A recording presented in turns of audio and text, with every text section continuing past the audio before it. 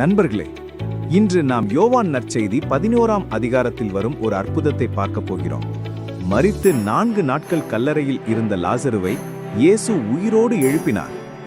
இயேசுவின் ஒரு வார்த்தை மரித்த லாசருவை உயிரோடு எழுப்பியது. இந்த அதிசயம் இயேசுவின் வல்லமையையும் நித்திய ஜீவனையும் நமக்கு சாட்சியாக காட்டுகிறது.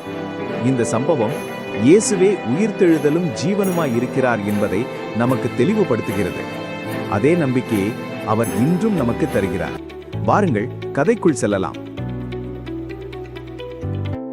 பெத்தானியா என்ற சிறிய கிராமத்தில் மரியாள், மார்த்தாள் என்ற 2 அன்பான சகோதரிகள் வாழ்ந்து கொண்டிருந்தார்கள்.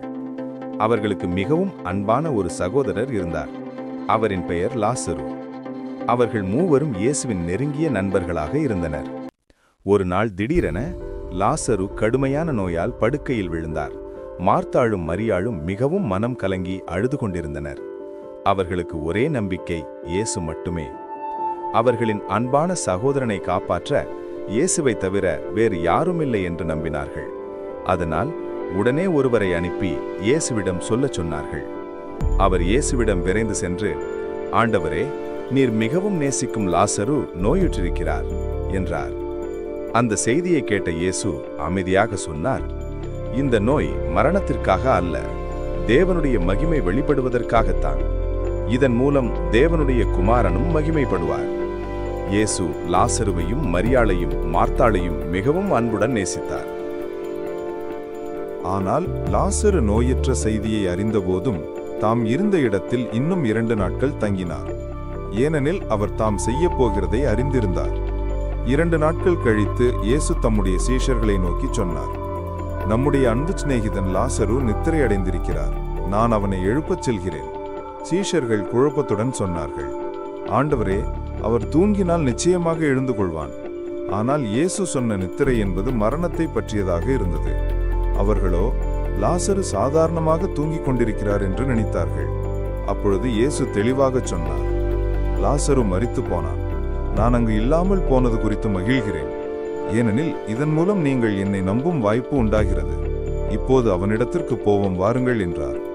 அப்பொழுது திதிமு என்று அழைக்கப்பட்ட தோமா மற்ற சீஷர்களை நோக்கி, அவரோட கூட நாம் போவோம், தேவையாயின் அவரோடு சேர்ந்து நாமும் மரிக்கலாம் என்று துணிவாகச் சொன்னார்.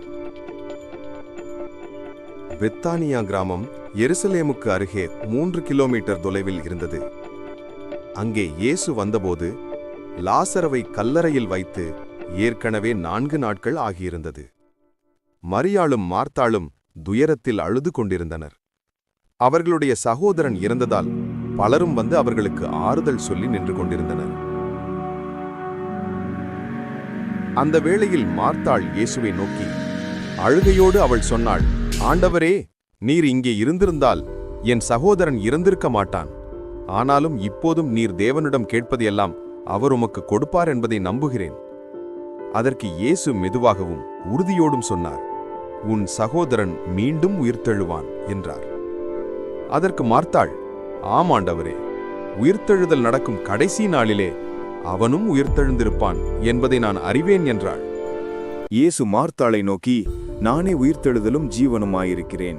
என்னை விசுவாசிக்கிறவன் மரித்தாலும் பிழைப்பான். உயிரோடு இருந்து என்னை விசுவாசிக்கிறவன் எவனும் என்றென்றைக்கும் மறியாமலும் இருப்பான். இதை விசுவாசிக்கிறாயா என்றார்.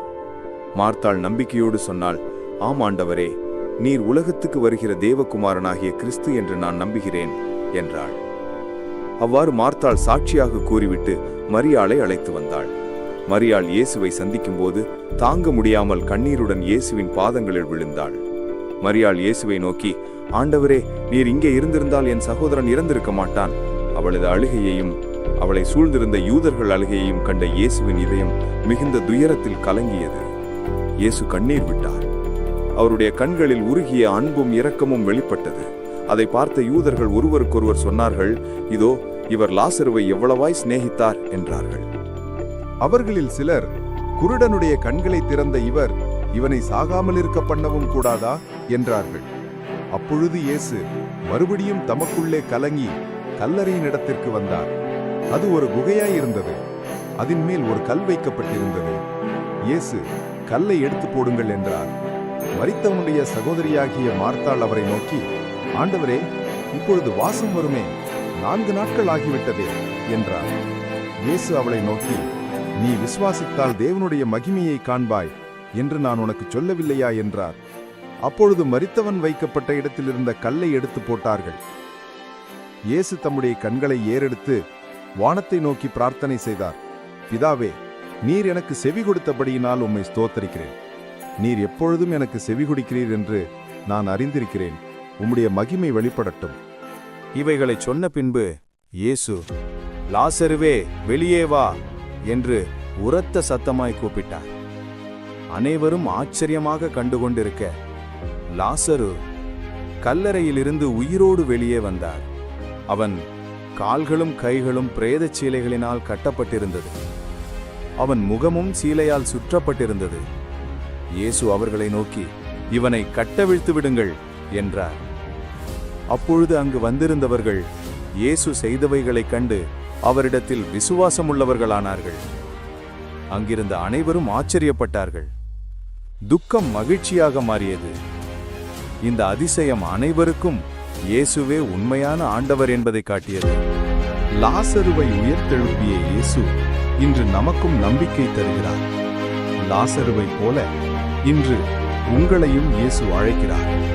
மகனே, மகளே, வெளியே வா. துக்கத்திலிருந்து வெளியே வா. பாவத்திலிருந்து வெளியே வா. இருளிலிருந்து வெளிச்சத்திற்குள் வா. இயேசு உங்களின் கல்லறை கதவுகளை திறக்கிறார். அவரை நம்புங்கள். நித்திய ஜீவன் உங்களுக்கு உண்டு.